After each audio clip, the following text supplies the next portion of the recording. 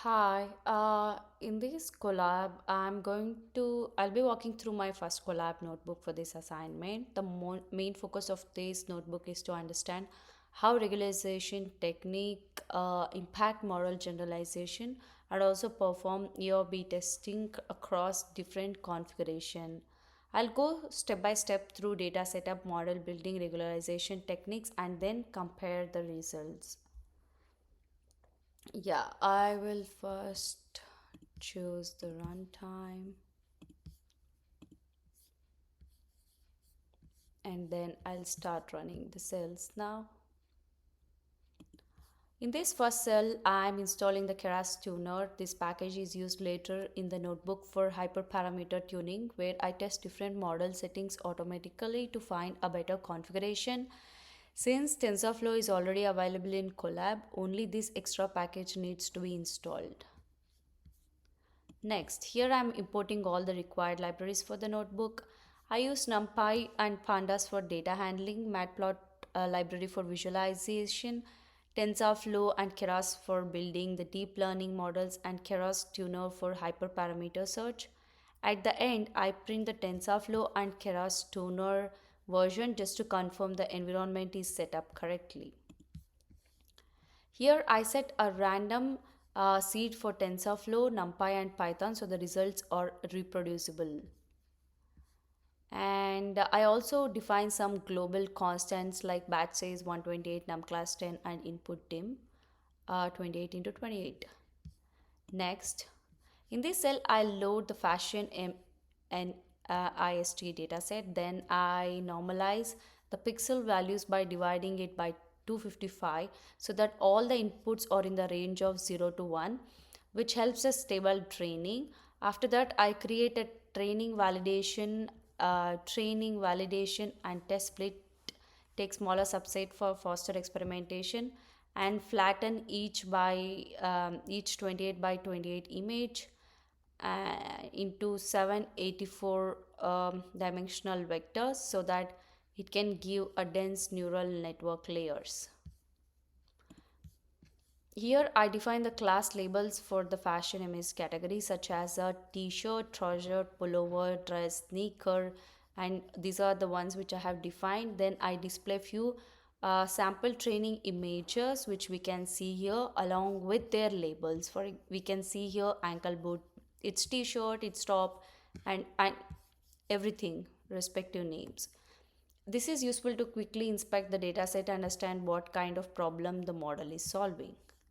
Next, this is a helper utility cell and it's one of the most important setup cells in the notebook. First, I create a TensorFlow here dataset for training, validation, and testing using batching, shuffling, and prefetching for better efficiency. Then I define a reusable training function to compile, fit, and evaluate model. And then I also use helper functions and to plot training history, summarize the result, compare experiments, and build different kinds of models. So this cell in overall basically prepares all the reusable building blocks for the later experiments. In this cell, I train the baseline model without any special regularization technique. This acts as my reference point because before comparing L1, L2 dropout or batch normalization, I need to know how a standard neural network performs. After training, after training the plot, I plot the loss and accuracy curves and then summarize the baseline performance on the test data. Yeah, we can see it here. This is a baseline loss graph and this is baseline accuracy graph. This is the accuracy we see and then value accuracy and similarly loss and value loss. Next is L1 L2 regularization. Here I test two regularization techniques which is L1 and L2 regularization. Both of them add penalty to model weights during training which helps reduce overfitting, and L1 encourages sparsity while L2 discourages very large weight loss. After both training both models, I compare them against the baseline and for validation and test accuracy We can see here this is a loss and accuracy, and this is loss and accuracy. This is the over table of value accuracy, and these are the values. And next is interpretation. So here in this cell I compare again L1 L2 models behave under short training and long training. I create a helper function, and I run it for 5 epochs and once one for 20, and this helps show that regularization usually becomes more useful when the model is trained longer and has a higher chance of overfitting. I'm waiting for it to run.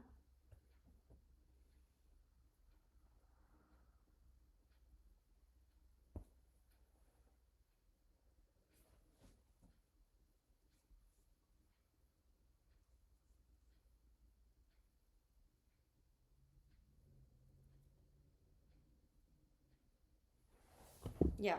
So this is a whole table, like this is for the short training comparison which I said. And next, in this cell, I extract a more compact summary from the short and long training data set, which we can see. These are the two tables. And then next, I would build a comparison summary, and you would see I have given, like, I collected test accuracy and overfitting gaps for both 5 epochs and the 20 epochs training, and we can see this whole table. Next, in this cell, I visualize the comparison summary using bar chart. And here in the this one compares short training versus long training, and the second one compares overfitting gap of short training versus long training. Next is interpretation, and next is dropout after the interpretation. Here I train the model without dropout regularization. Dropout randomly deactivates some neurons during training, which prevents the model from relying too heavily on specific features and improves generalization. Again, we can see the graph of this respective loss and accuracy, and it's stable. Next is early stopping. In this cell, I apply early stopping. The idea is to stop training when the validation loss stops improving. Instead of always running for a fixed number of epochs, this prevents the model from overtraining and then overfitting. Next is batch normalization. Here I test batch normalization, which helps stabilizing the learning process by normalizing intermediate activations, which can improve convergence and sometimes generalization. So after training, I compare the batch normalization model with baseline and observe its effect on performance. Yeah, this is batch normalization loss and accuracy. Right. Then next is weight initialization experiments. In this cell, I compare different weight initialization, like we can see the Glorot uniform, He normal, and Likon normal. And initialization matters because it affects how efficiently the model starts learning and how stable the gradients are during the training. I train the same baseline architecture with each initialization and compare their results to see the better for their setup. Next is custom dropout layer. Here I implement my own custom dropout layer instead of built-in Keras. Inside the custom layer, dropout is applied only during training, and during inference the inputs are passed and changed. Then I build a model, custom dropout model, and compare it with the baseline. Yeah, this is the output of it. Next is custom regularization. Excuse me. In this cell, I create a custom L1 regularizer from scratch. The regularizer adds a penalty based on the absolute values of the weights, which encourages smaller or sparse weights and help reduce overfitting. Then I use custom regularized model. Inside a model, train it and compare its performance with the baseline. So this demonstrates how customer regularization logic can be integrated with Keras model. Next is Monte Carlo dropout. This cell implements Monte Carlo dropout. First, I train a dropout based model. Then, during prediction, I internally keep dropout active and run the model multiple times on the same input. We can see here by averaging the prediction, I get the mean confidence. By measuring variation across the runs, I estimate uncertainty. Next is in this cell I visualize the test images along with their true labels like ankle boot, this is pullover, this is treasure, and so on. This makes it easier to interpret the uncertainty estimations. Next is callbacks and tensor bond. Here I test callbacks and tensor board integration. I use three callbacks which we can see here, which is a tensor board for logging, training metrics, model checkpoints for saving the best model, and reduce LR on plateau to reduce the learning rate when validation loss stops improving. Next is launch tensor board. This cell runs tensor board inside Collab, which helps visualize training curves, metrics, and sometimes histogram in an interactive way, which we can see here. So it's very interactive, and if I say run, it comes up. There are, see, if I say link by step, then it shows that. If I say enable arrange selection, then it shows this, and it's more interactive than what it was before. Keras tuner step. In this cell I define a tunable model for hyperparameter search using Keras tuner. The hyperparameters I vary are the number of units in the hidden layers, dropout layer, and learning rate. Then I run a random search over a small number of trails to find better performing combination based on validation accuracy. Next, yeah, here I build the model using hyperparameters found in Keras tuner. Then I train the best configuration again, evaluate it on the test set, and compare it with the baseline. This helps to show whether automated hyperparameters tuning can improve performance compared manually chosen model. So here in the final experiments, I collect the results from all major experiments in this notebook. That includes dropout, early stopping, custom regularizer, callbacks, and everything which I explained before. Then I combine everything into one final summary. So in this final code cell, I visualize the test accuracy of all major experimentation using a horizontal bar chart. This gives quick overall comparison of which technique performs better in this notebook. So overall, this notebook starts from a baseline neural network and then explores multiple techniques for improving generalization, reducing overfitting, and comparing experiments systematically. That's it with notebook. Thank you. Hello. So, continuation of the first after this is the continuation after collaboration collab 1. I'm going to run this collab 2, which is very similar, but here I'm doing using PyTorch. So it's very similar. I'll just choose the runtime here, and just like the before collab, the steps are very similar. I'll go very quickly. In the first cell, I'm actually installing all the Keras tuner and this package used later in the notebook for hyperparameter tuning, where I test different model setting automatically to find a better configuration. Since TensorFlow is already available in Colab, only this extra package needs to be installed. So I'll just let it run.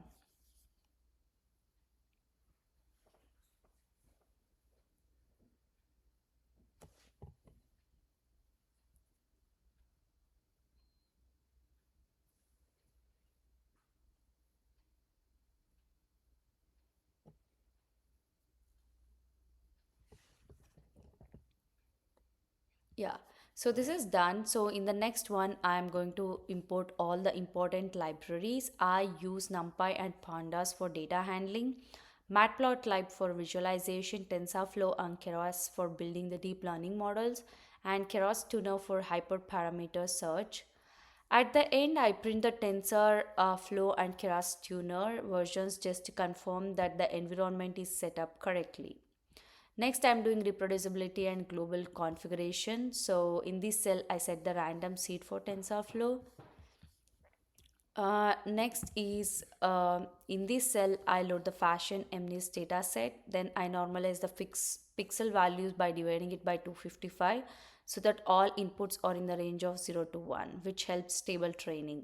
Next is visualize sample images. So here I define the labels for fashion MNIST, so which is like this is t-shirt, t-shirt top, dress, and etc. Next is helper functions. This is a helper utility cell, and as I said before, this is important setup cells in this notebook where I create a TensorFlow data set, then I define reusable training function, and I also define helper function to plot training history. So this cell basically prepares all the reusable building blocks for the later experiments. Next, I will run this in this cell. I train the baseline model without any special regularization technique. And yeah, these are the plots. Next is L1 and L2 regularization. Here I test two regularization techniques. Both of them add a personal penalty to the model weights during training, which help reduce overfitting.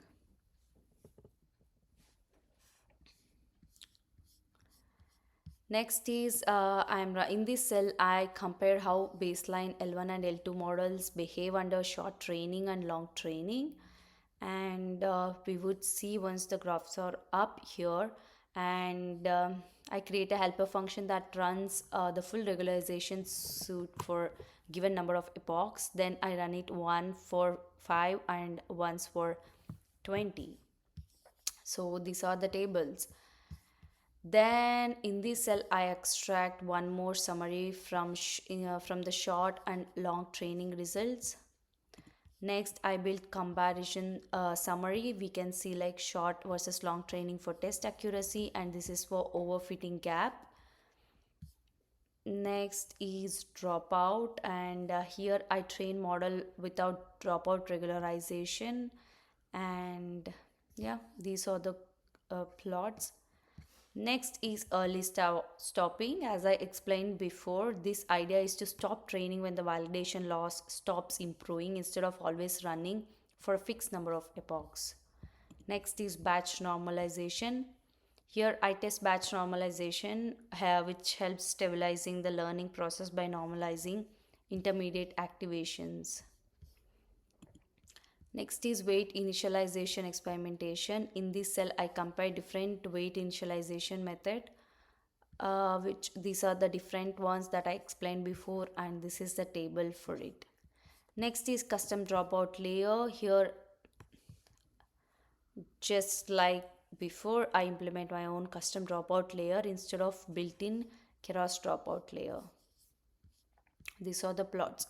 Next is custom regularizer. In this cell, I create a L1 regularizer from scratch.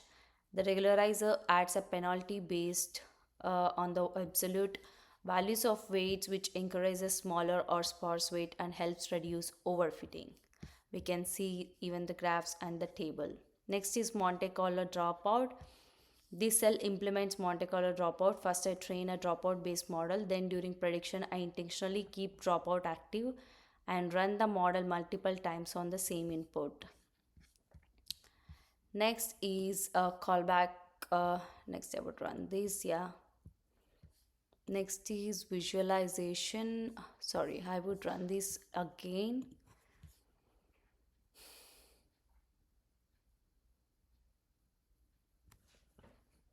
Yeah.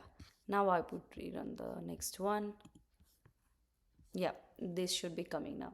So now it's visualizing the Monte Carlo dropouts, and as we can see, this makes it easier to interpret the uncertainty estimates. We can see the trouser, pullover, ankle boot, and everything. Next, in the callbacks and TensorBoard, here I test callbacks and TensorBoard integration. I use three callbacks: TensorBoard for logging, training metrics, model checkpoints for saving the model, and reduce LR on plateau to reduce the learning rate. Next, I launched the TensorBoard, which is very interactive, as we saw before in even in the collab one. This is same as that. It is very interactive. It would change upon checkbox check, which enables range selection. As we can see here, I can do the range selection, link by step, and if I disable it, then here also we can select it, and we can, once if I uncheck it, it wouldn't, then if I click on run, it would start running. Next, which is hyperparameter tuning. We here I define tunable model for hyperparameter search using Keras tuner. Next, in the train best tune model, I rebuild the model using the best hyperparameters found by Keras tuner. Next, in the final experimentation, in this cell, I collect results from all major experiments in this notebook. We can see the every row mention of that. Finally, I run this cell to visualize the test accuracy of all major experiments using a horizontal bar chart. Yeah, I ran this collab, and this is the explanation, and the process is very similar to what I explained and showed in even in the collab one, but here it's more of a PyTorch, and but I have run through all the cells that are present in this collab. If I have to comprehend in a whole, this notebook starts from a baseline neural network and then explores multiple techniques for improving generalization, reducing overfitting, and comparing experiments systematically. And the final summary helps identify which approaches worked best on the fashion MNIST dataset. So that's it with this collab. Thank you.